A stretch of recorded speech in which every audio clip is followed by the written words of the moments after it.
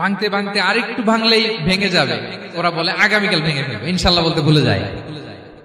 এজন্য এরপরের দিন এসে দেখে আবার এটা আগের মতো হয়ে আসছে। কিয়ামতের আগ দিয়ে ওদের মধ্যে এই ইনশাআল্লাহর প্রেরণা আসবে। তাদের একজন বলে উঠবে আগামীকাল ইনশাআল্লাহ আমরা এটা ভেঙে খান খান করে দেব, ঠিকই ভেঙে ফেলবে।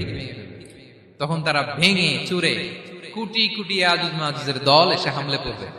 সামনে পড়বে তাবারিয়া সাগর, এক দল এসে তাবারিয়া সাগর এমন ভাবে খাবে, এই দল যাওয়ার পরে আরেক দল এসে এখানে যে সাগরে যে পানি ছিল এটা কল্পনাই করতে পারবে না।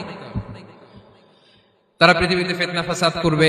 ঈসা আলাইহিস সালাম তখন আসবেন, দোয়া করবে আল্লাহ তাআলার কাছে মুমিনরা, একটা মহামারী দিবে আল্লাহ তাআলা ইয়াজুজ মাজুজের মধ্যে, ওরা মরে যাবে সব। এরপর বিশাল এক পাখি এসে তাদেরকে আল্লাহর মর্জি মাফিক এমন এক জায়গায় ফেলে আসবে, কেউ জানবে না।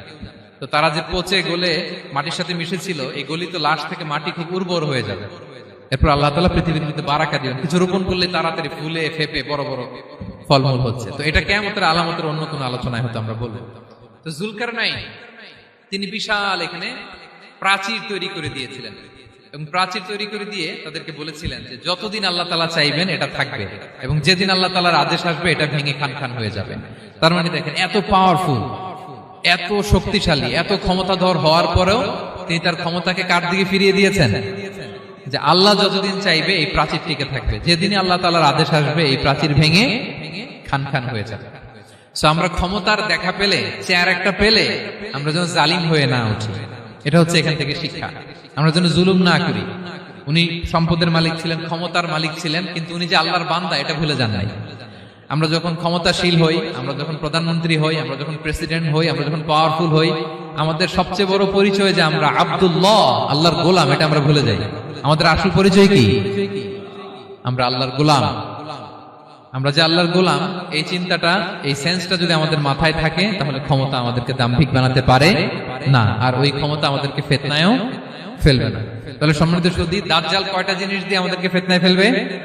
চারটা। দ্য ট্রায়াল অফ ফেইথ, ইমানের পরীক্ষা; দ্য ট্রায়াল অফ ওয়েলথ, সম্পদ দিয়ে পরীক্ষা; দ্য ট্রায়াল অফ নলেজ, জ্ঞানের পরীক্ষা; দ্য ট্রায়াল অফ পাওয়ার, ক্ষমতার পরীক্ষা।